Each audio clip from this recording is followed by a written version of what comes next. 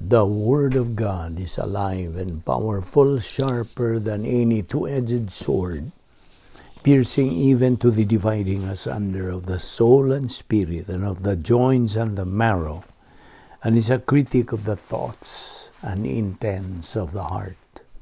All Scripture is God-breathed and is profitable for doctrine, for reproof, for correction, for instruction in righteousness, that the man of God might be mature, thoroughly equipped unto all good works. Study to show thyself approved unto God, a workman that needeth not to be ashamed, rightly dividing the word of truth. Proverbs 16:32 says, He who is slow to anger is better than the mighty, and he who rules his spirit than he who takes a city. Proverbs 17:14, the beginning of strife is like releasing water. Therefore stop contention before a quarrel starts. 1 Corinthians 14:33, For God is not the author of confusion, but of peace, as in all the churches of the saints. Ephesians 4:26, Be angry and do not sin. Do not let the sun go down on your wrath. Colossians 4:6, Let your speech always be with grace, seasoned with salt, that you may know how you ought to answer each one. 1 Corinthians 1:10, Now I plead with you, brethren, by the name of our Lord Jesus Christ, that you all speak the same thing, and that there be no divisions among you, but that you be perfectly joined together in the same mind and in the same judgment. Proverbs 16:20, He who heeds the word wisely will find good, and whoever trusts in the Lord, happy is he. Before we start our Bible study today, gikinahanglan sa mas naandan ang atong sugid sa atong mga sala ngadto sa tubangan sa Dios nga Amahan. Kining maong mga sala kung dili nato isugid, mahimo lamang babag sa atong pagabuhatong pagtuon sa pulong sa Dios. Busa 1 John 1:9, nakamando ka nato, if we confess our sins, He, God, is faithful and just to forgive us our sins and to cleanse us from all unrighteousness. For you unbeliever, the issue you face is not confession of your sins, it is using your free will so you can make the most important decision in your entire life. The decision to believe in the Lord Jesus Christ as your Lord and Savior. Busa, sa hilo mag-andam tas tungko galingon. Let us pray.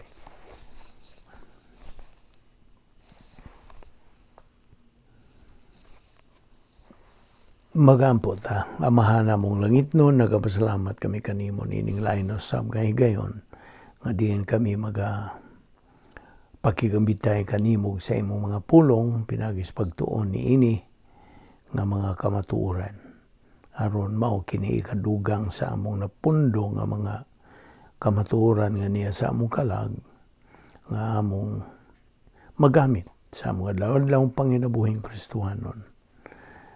Salamat ning maong grasya sa ngalan ni Ginoong Jesucristo kintanan among gipasalamatan. Amen. Well, padayon ta sa atong gibiyaan kagahapon.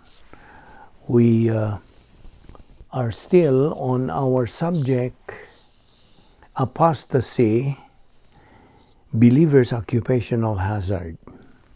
Okay? Padayon kita. Kagahapon atong gituki katong bahin atong pulong nga cat echo. Okay? It's a good translation for 400 years ago, but it is almost ready to translate kining verb nga let L-E-T, is almost the dead opposite. Hapit ang pag-aatbang niya sa let, sa buot yung ipasabot niya sa in English. Amazingly enough, kining maong pulong has already been used sa context ni niya mismo. So ana kini sa present active participle masculine nominative singular gikan sa verb nga kat echo. Okay, kat echo kini naghulugan og to suppress, to restrain. Now used back dito sa versikulo 6. You have known the one restraining, God the Holy Spirit.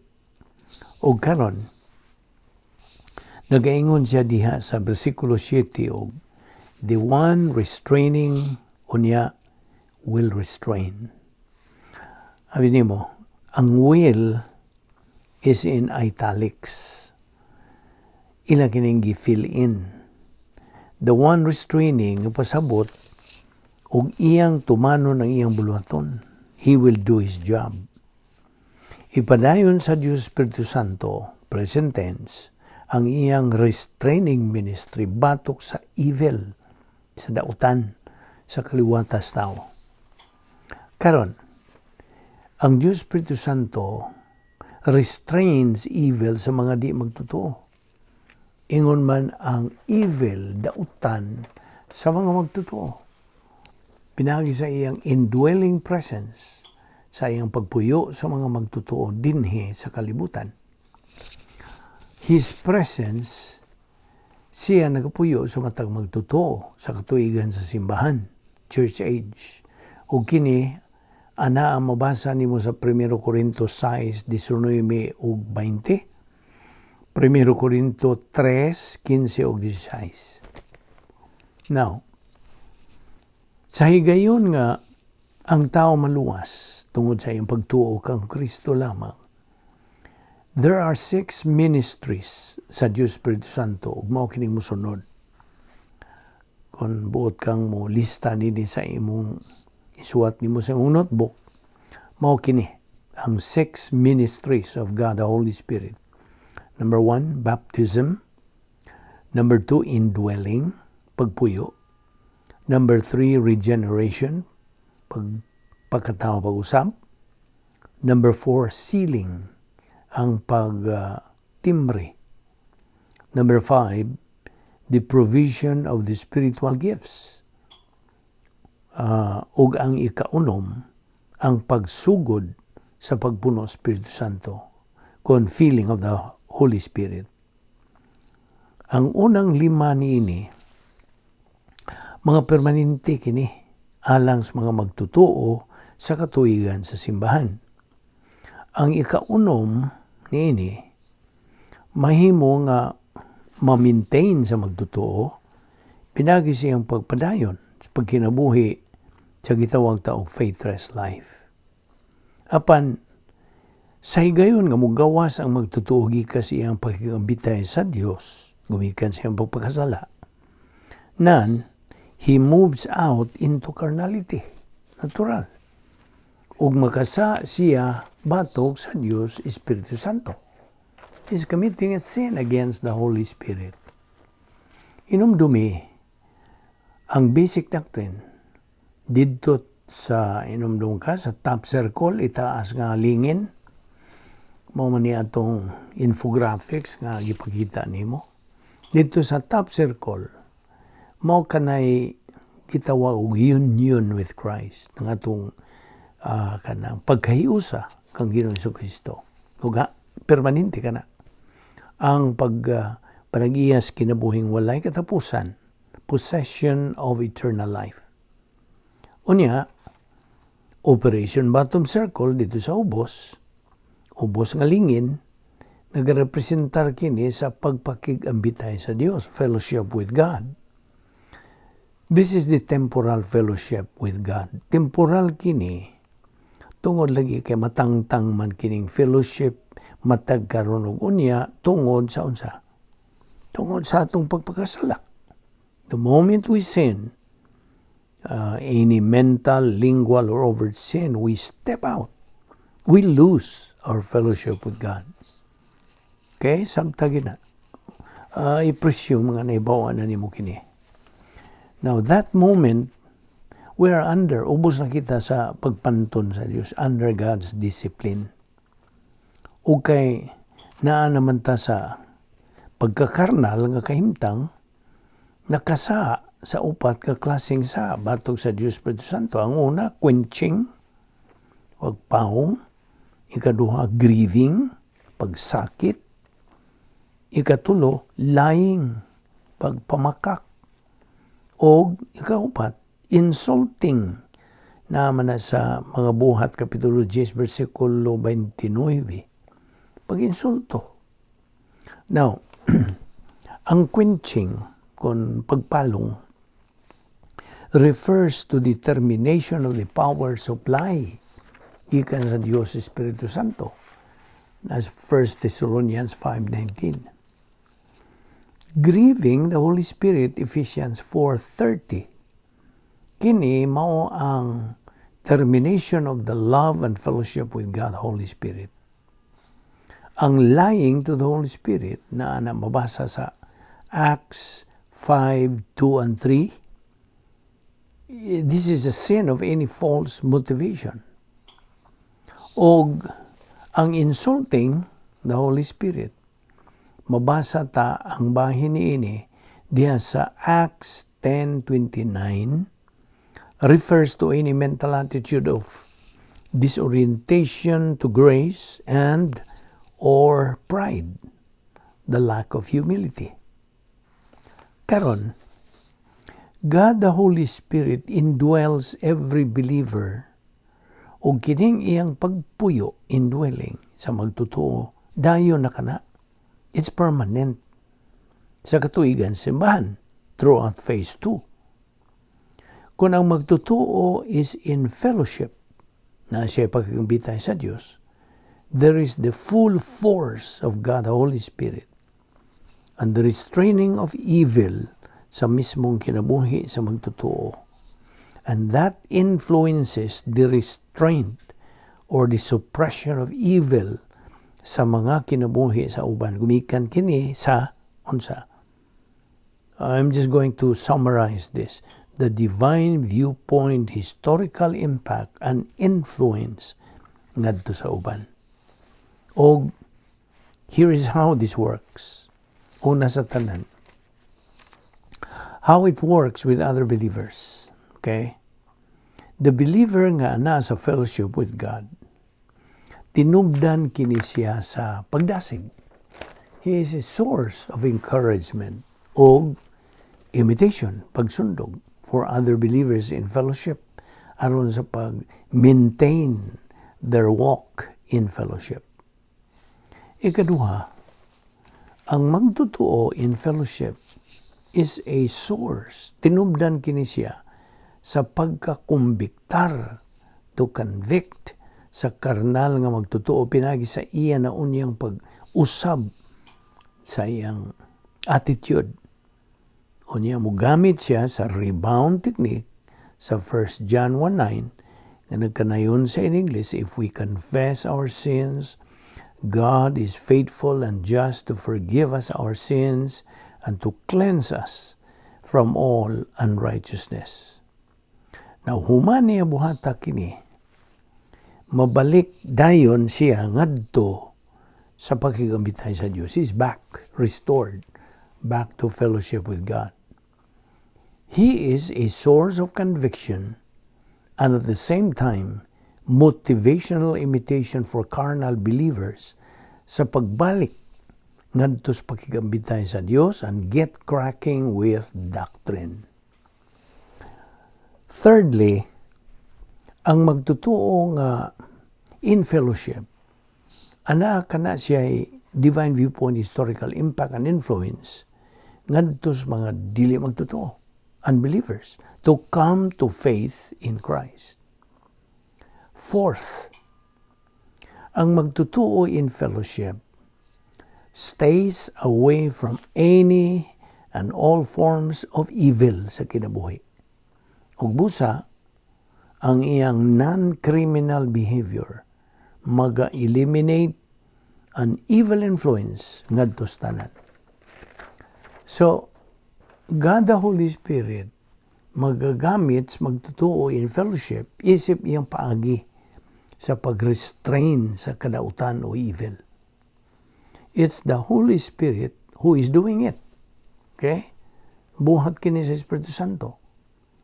Apan sa dihang ang magtutuo ana siya sa iyang kahimtang sa pagkakarnal, when it turns carnal because of committing some sins, ang Diyos Espiritu Santo kinsa nagapuyo diya sa sod sa kalag sa mga magtutuo, nagafunction gihapon kini siya ingon nga naga-restrain sa evil of that believer himself. Ingon man sa ubang mga magtutuo o sa mga unbelievers. It's a supernatural thing. Nga masayran lamang nato kini by doctrine. You see? Pinagi lamang sa doktrina. The one suppressing or restraining, okay? God the Holy Spirit is going to continue to do this. Magpadayon ang Diyos Espiritu Santo sa pagbuhat niini hangtod until sa panahon nga He is taken out of the way. Alright? Ang pulong until o hangtod dinhi introduces a temporal clause. Heos. Heos. H-E-O-S. The subordinate conjunction. He. Okay, he. H-E long O-S. Heos. Mao kini ang gitawag taog the time up to which until is taken out of the way. Ang heos, introducing this subordinate temporal clause, takes the subjunctive mood. So we have here the aorist middle subjunctive third person singular from the verb ginomai. Okay? Ang popular nga Griegong pulong ginomai. Ginomai. It literally says, until he may become. Now, the verb ginomai, nagkahulugan kini og to become. To become, okay? But the helping word that, naandan tas paggamit sa paghubad sa subjunctive mood, gikan sa Griego, ngadto in English, is the helping word may. It literally says, until He, God the Holy Spirit, may become, not be taken, but may become. O niya, nagkanayon kini o out of the way. Wow, that's a good modern translation. But the Greek literally nagkanayon, it says, out of the midst. It is the preposition ek. Ek.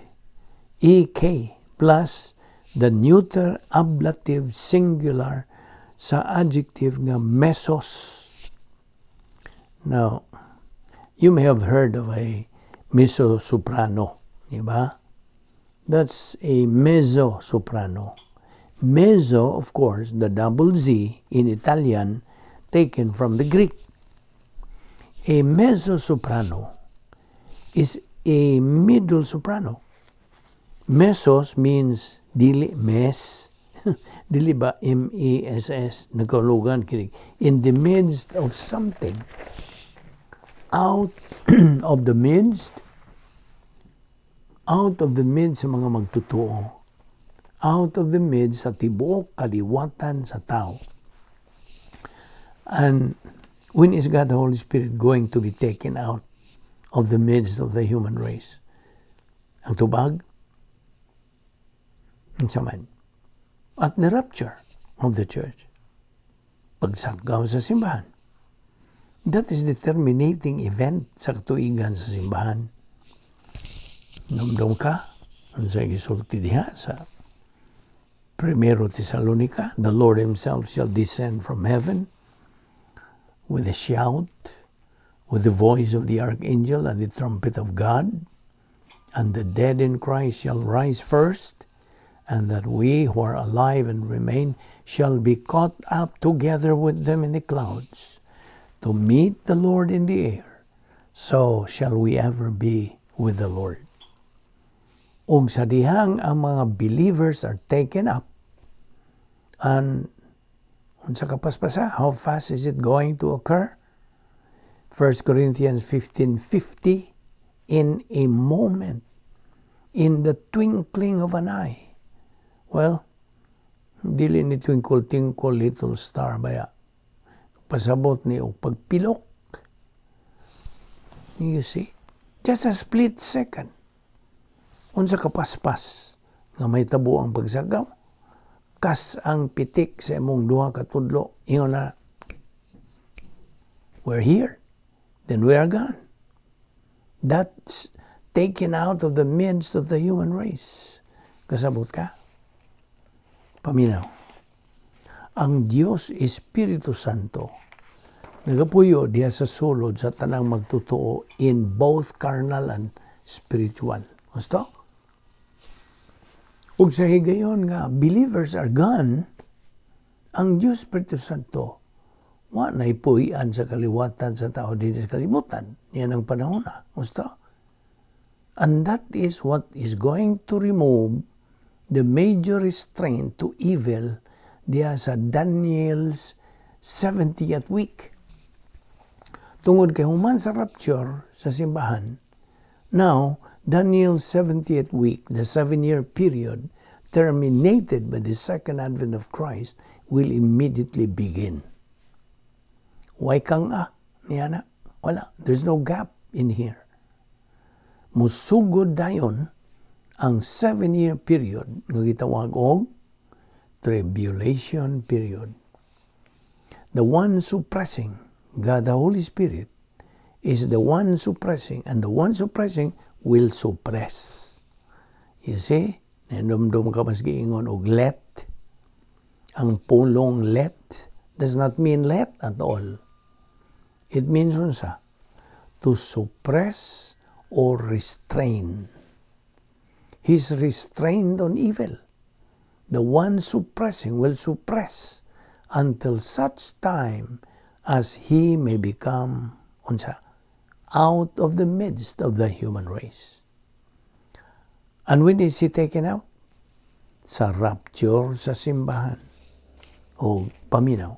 After the rapture of the church, that is when the man of sin, the lawless one, the Antichrist, will be unveiled. Ipadayag na. Now we know the system out of which the Antichrist comes. That whore system, the prostitute system, riding the beast. Nga gisgutan diya sa pinadayag 10 ngatos 17, kadang corrupt religious system din ni ining kalibutan na. Until he, God the Holy Spirit, may become out of the midst, gonna be removed from the human race. Tungod kay kini ang iyang restraining ministry. Dili sa iyang convicting ministry, dili sa iyang regenerating ministry, kundi sa iyang restraining ministry. Ug mao'y hinungdan nga ang giingon og Daniel 70th week, ikakapituang simana ni Daniel, is going to be a time of unprecedented evil, of unprecedented lawlessness din sa tibuok kalibutan. Nga di ng tibuok nga kalibutan, wa pa makasaksi ni sukad masukad. Sa giingon nga Olivet Discourse sa atong Ginoo diya sa Mateo 24:25, nga di naghisgot kinis mga adlaw ni Noe. Siya miingon og, as it was in the days of Noah. Kini sila nangaon ug nang giinom, nang giminyo, and giving on marriage. Hangtod nga unsa miabot ang dakong luno. the cataclysm came and took them all away, so shall it be in the days of the Son of Man. Now, unsa may pasabot giingon nga they are eating and drinking, marrying and giving in marriage. Unsa may pasabot? Those are not poor, bad things, di ba? Kana nagpasabot lang, ako malikon to akong giingon. Those are not poor, bad things, di ba? Kana nagpasabot lang nga they were living life nga way Dios. Okay? Negatively siya. Negatibong kabubuton toward God consciousness, mao na ibot pasabot diha. Of course, sa mayong balita sa kaluwasan, bahin ini. Ug si Noe, nagasangyaw. Sa mayong balita sa kaluwasan, sud sa pila ka tuig. Sud sa 120. 120 years katuig. Napagaw na si Noe og sinangyaw. Og si Methuselah, kadungog ka ba nini nga na? Si Methuselah namatay sa pangidaron nga 969, 969, mga tulo ka buwan una moabot ang lunop na sa Genesis 6 nga 18. Way mga magtutuo ang nangaluwas ug nangamatay gumikan sa maong lunop. There were only how many believers who survived? 8 believers. Diha kini sa Segundo Pedro 2. Kini nagsulti kanato nga kini silang 8 ka tawo nangaluwas tungod kay didto man sila sa sud sa arka. Sila ray naluwas. Ug kadtong maong dakong lunop, mao patong hitabua nga nasinatis tibuok kalibutan. It was the first. O it was the last generation of the antediluvian civilization nga giguba sa Dios pinaagi sa maong lunop. Now, ang atong Ginoo dito sa Olivet Discourse nagkanayon og that by last 7 years of the dispensation of Israel, ilabi na sa ikatulog tungang tuig, that period nga gitawag og the time of Jacob's trouble sa in English. Ug kini makita mabasa diha sa Jeremias kapitulo 3. Okay? Now, it's going to be a time of unprecedented lawlessness. Mao kanay kinagrabihang panahon uban sa kinagrabihang mga tao, the worst kind of people on the face of the earth that had ever lived. Mao kana ang tribulation period. Mao kanay the worst possible time with unprecedented lawlessness. Ang Antichrist nga magalingkod dito sa Jerusalem, magpatuo nga Dios kuno siya, claiming to be God, small letter G, demanding nga siya pagasimbahon under the penalty of death. Diya mo na. Ug daghang mga tao nga pagalungguan sa ilang mga ilang liog. We have seen this from Revelation chapter 20. Kadtong pamutlag liog, mao kadto sila nagasaksi alang kang Kristo. They had witnessed for Jesus Christ. And it's going to be a time of unprecedented lawlessness. Ug may kinagrabihan, kinangilngiran, kinangilngigan na panahon this earth has ever seen. Ug pangutan-on ta ka, napa ba ang simbahan ning tungora? Wala na. Wala na kay suong magtututuan na kasaunsa. Gikuha na ta sa atong Ginoo. What a joy. Undescribable joy that could be. Sa dihang ang tribulation period, Daniel 70th week musugod kini with all unbelievers, mga dili magtutuo lang. And when the millennium starts, Sa maning millennium, 1,000, literal ning 1,000 ka tuig nga pag dumalang Ginoo sa Kristo dinhi sa kalibutan. O kini usugod it all believers lang. Sanglit sa higayon sa ikaduhang pagbalik ni Ginoo sa Kristo, second advent of Christ. All unbelievers itambog naman kini sila dito sa torments. Dapit nga kasakitan. Ug ang lain nga niini mao ang pagbautismo pinagig kalayo, baptism of fire. Matud pa kini sa Mateo 3:11. Mao kini ang pagbuwag sa good fish believers gikan sa bad fish unbelievers. Suma pa diha sa katapusang bahin sa Mateo 13 versikulo 47 ngadto sa 50. So it's a separation of the sheep from the goat. Lain ang mga karnero gikas mga kanding. The sheep, karnero, mao ang mga believers. The goat, mga kanding, mga unbelievers. So there's gonna be a sharp line of demarcation. Nagihulagway diya sa Ezekiel Kapitulo 20 as causing the sheep, the shepherd mao si Ginoo Kristo, the omniscient nga maghuhukom, omniscient judge, is going to cause the sheep, ang kaliwatan sa tao, to pass on to the rod. Verse 37, the rod there, naghisgot, or a reference to the shepherd's pathok. O sa dihang ang magbalantay sa karnero, sees something that does not belong sa iyang panon, he puts that pathok around their neck and pulls them out of that flock. And the goat is going to consign them ngadto sa torments. It's the omniscient, righteous judge. Wa gyoy makahingok sa pagsud. Nobody, nothing is gonna sneak in or sneak by. No unbeliever is going to sneak ngadto sa millennial reign ni Ginoong Kristo. And so, he says here, and then shall that wicked one be unveiled in verse 8. So balikon ta. The wicked one din is a reference to kinsa? Antichrist.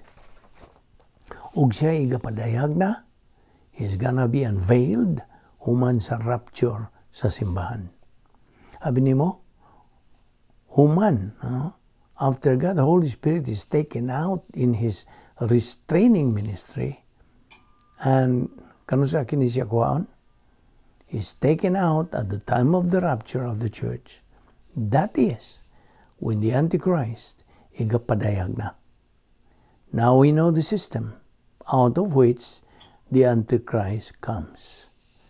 Okay, din hilang una nato hununga.